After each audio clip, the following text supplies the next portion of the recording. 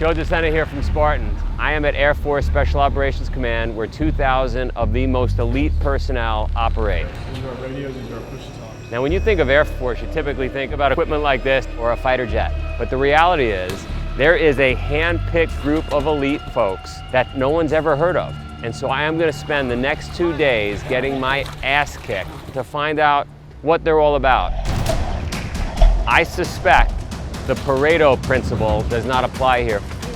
What that principle means is that typically 20% of the people do 80% of the work. I have a feeling 100% of the people do 100% of the work down here. Let's go find out.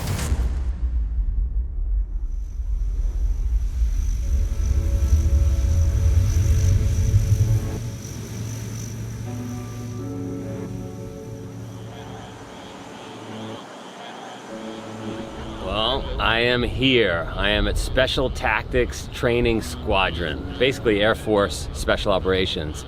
And let's face it, Spartan was the original military. And modern day military all around the world draws its essence from what Spartans created. I'm gonna be 50 this year, and I wanna know if when I was 20, 30 years ago, could I have come here and passed the test? Let's find out.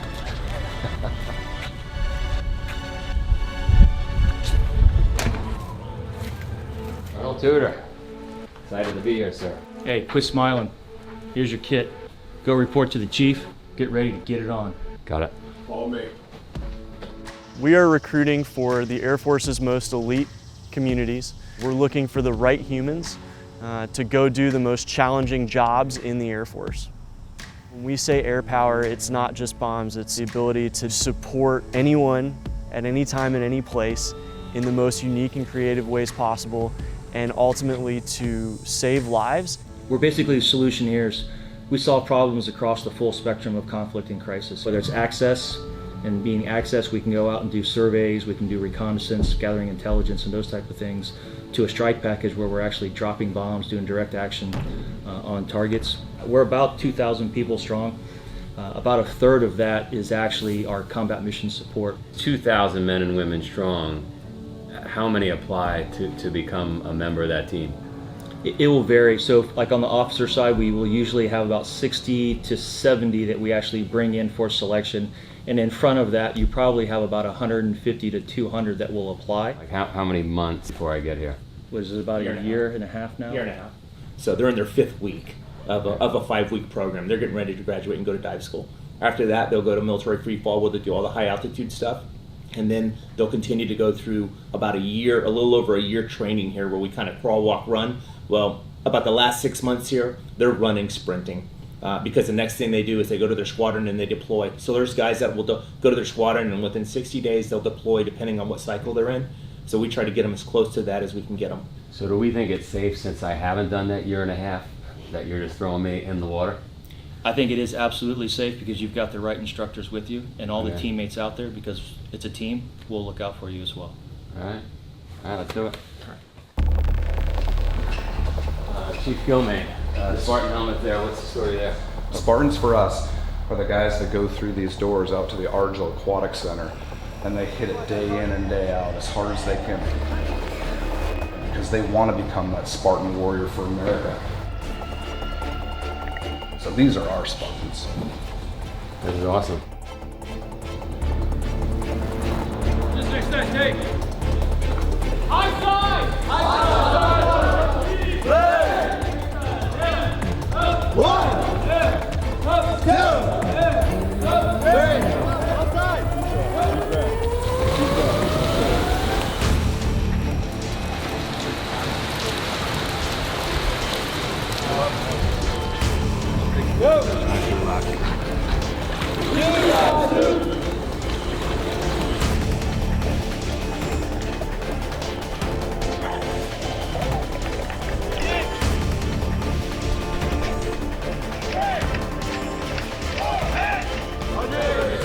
So you're starting your initiation from here, just like a yoga breathing, okay, if you've ever done anything like that. So you're gonna unlock your gut, then your chest, and that's when you go. Straight like a pencil dive.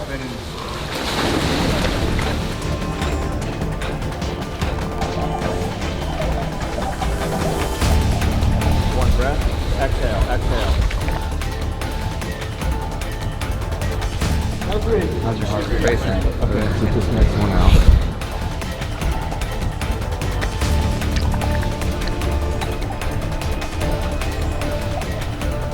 How's your heart racing? Okay.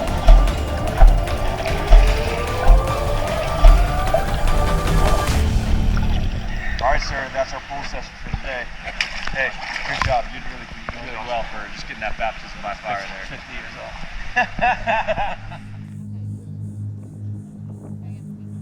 The students have been on their own unique training pipeline path, and once they awarded their beret, they come see us and they get their specialized training. Our instructors are teaching you from their experience what it's like to be in a deployed combat environment. All right, hit and play.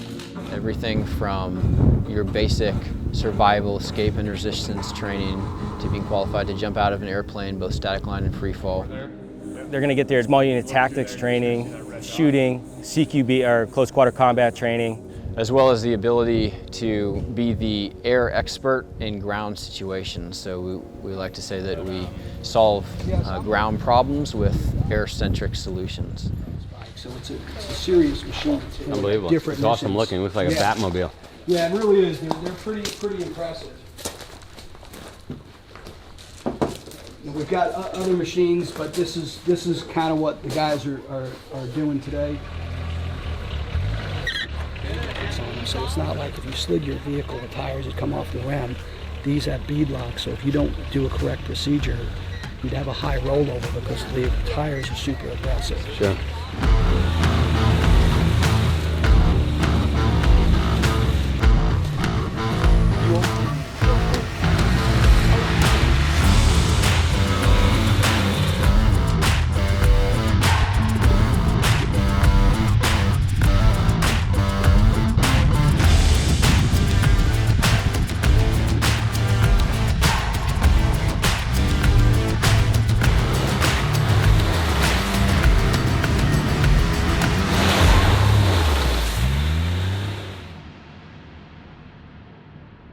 So I'm Hunter Truchet. I'm the Human Performance Program Manager for the 24th Special Operations Wing. I'm Lindsay Pfau. I'm the 720th Special Tactics Group Performance Dietitian. An MRE is a meal ready to eat. It's around 1,000 to 1,300 calories per meal, and it's nutritionally complete with 100% of your vitamins and minerals and a balanced ratio of carbs, fats, and proteins.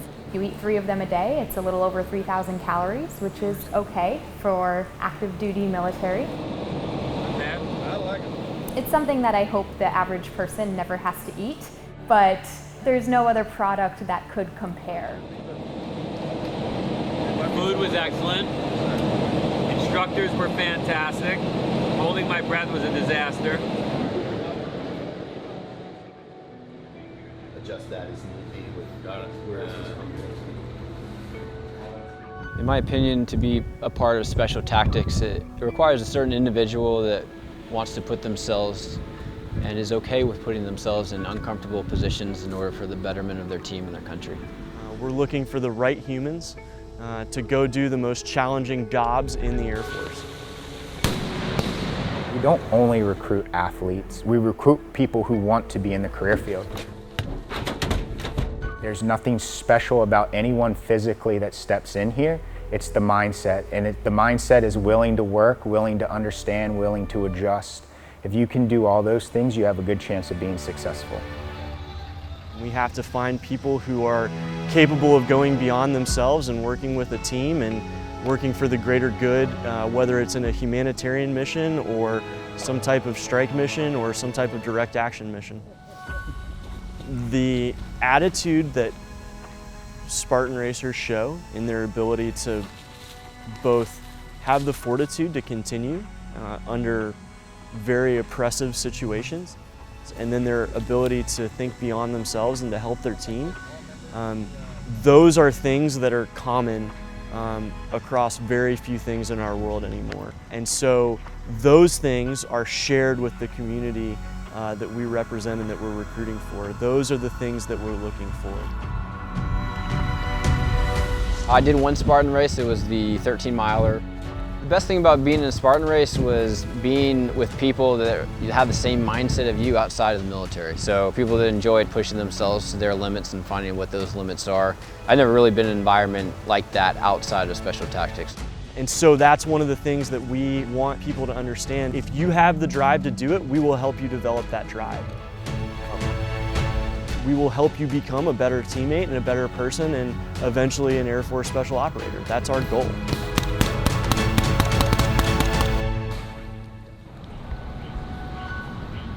I am exhausted, and I'm halfway through this thing, and I have to say it's a lot harder than I thought it was going to be.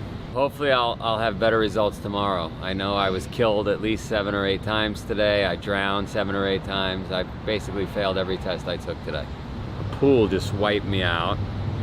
The mental stress in that room of trying to deal with 100 things going on at once. And then that backpack, it had to be over 100 pounds. And then all the gear and the equipment, and I had never felt how hard this was. And this goes on for over a year. I've been here 1 day. You know, you just don't think of this when you think Air Force. When you think Air Force, I'm visualizing fighter jets landing in all kinds of tight locations, right? And just the awesomeness of a jet flying over. I don't think ground operations, special operations. So to see the breadth of their skills and the breadth of their knowledge is awesome. The final thought is I get to sleep in a bed, and they are all sleeping with red ants and pine needles.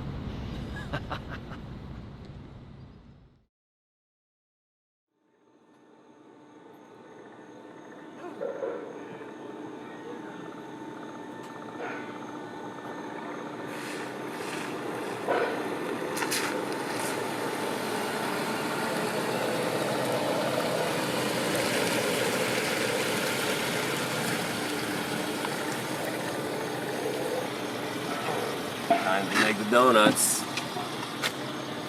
4:50 a.m.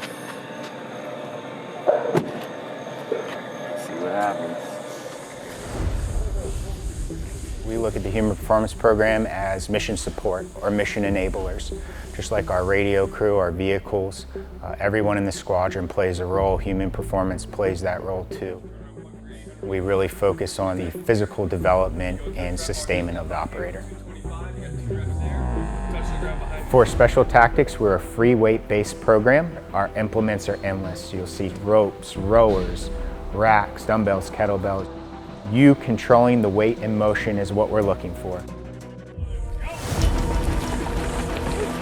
It's the sum of our staff doing that work that helps make those guys successful in executing the mission and what they're required to do.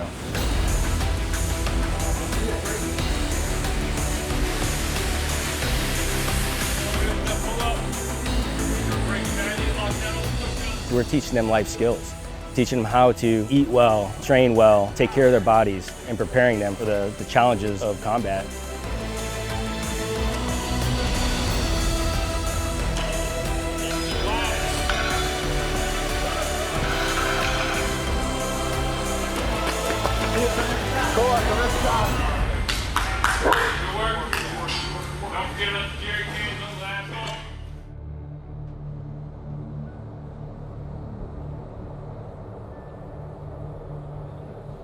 So what did you think about the initial immersion? No, it was hard. It was hard, but the thing that really I come away with is the drive. You know, the last 48 hours, they've just been fired up the whole time, and I don't see that in industry. I've been in business for 40-something years. You typically have like an 80-20 rule. 20% of the people are fired up. Here it's like a 100% rule. You guys have the real deal because they gave me a backpack yesterday on top of like 45 pieces of equipment. I had the antenna in my eye. I mean, it was impossible to deal with. And then they said, all right, sit down and take off your ruck. And I took it off. I couldn't get it back on. And then when I got it on, I was turtled. I couldn't get up. So So it's one thing to do an endurance race with a fanny pack and some water. It's another thing to have life-saving equipment strapped all over your body. That's their entry fee into a lifestyle for the rest of their career. Sure. And now to maintain all of those standards long term is even harder. And are there tests post graduation? So they'll maintain a combat readiness status throughout the rest of their career. So they'll do additional physical fitness tests. They'll do actually tests on their actual applications of what they do, whether they're a rescue specialist, a direct action strike specialist, etc. Yeah. So they'll have tests that will evaluate them to make sure that they're combat ready, so that they can actually employ into the battle space. I definitely would not be that person. I wouldn't make it. All right. Well, thanks for having me. No, it's been a blessing to have you here. We're very grateful that you and the team came out. A lot of people don't know who we are, so try to maintain that quiet professional image. So we're very grateful that you were able to take some time and come down to get to know kind of who we are, what we do, and just get a glimpse into what you think of a Spartan race is, and then what we look as a Spartan lifestyle. I'm going to send all my enemies here. Torch them. Thank you. Thank you very much. Yeah.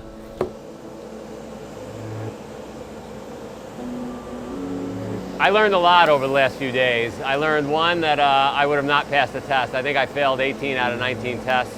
But two, I did not know that this special unit, which is not very well known, has been deployed continuously without break since 9/11. I don't think you see many people that are proficient in the air, proficient in the water, proficient on land. This elite group is so versatile and skilled, they could jump in anytime, anywhere with their joint brothers and sisters and bring the big guns, the air power. It's an amazing mission that these guys do, and just happy to be able to support them in doing that. Whether or not you believe in war or the military, this is a job that has to be done.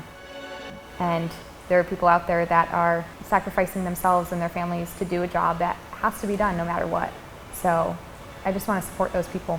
If you're looking for a purpose, this is no nobler cause to put yourself in harm's way to protect America's freedoms and their security.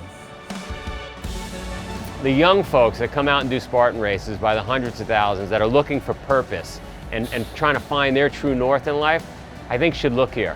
I think they are well suited to really shine in an environment like this. If you're out and you're living that Spartan life, well, that's the ethos here. As a matter of fact, I see Spartan helmets everywhere I look. I mean, they live and breathe exactly what we love.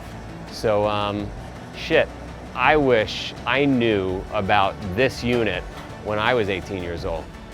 What more can I say? I'm incredibly impressed with what I saw over the last 2 days, and I might stay. I like it. Good afternoon, everyone. I'm Major Heath Kearns, and I'm the commander of Air Force Special Operations Recruiting Squadron. So it's our task to find every future warrior that will enter into Air Force Special Operations. Well, obviously, Joe is no stranger to arduous paths. So we wanted to invite him out to experience what our path is like. So we brought him out. We just about drowned him. We ran him. We marched him. Almost worked him into the ground, and then we gave him a mission to accomplish with some of our guys in training. I just want to say I failed 18 of the 19 obstacles they put me through. So I do not deserve this patch. You walked alongside us, you sweat alongside us, and you know what a little bit of what it takes to become Air Force Special Operations. And in our tribe, nothing is given, everything is earned, and it's usually earned with pain. So you get a little punch with it. Make matters worse, I gotta get punched now. Give him a good one. And it punched so hard it stuck to my shirt.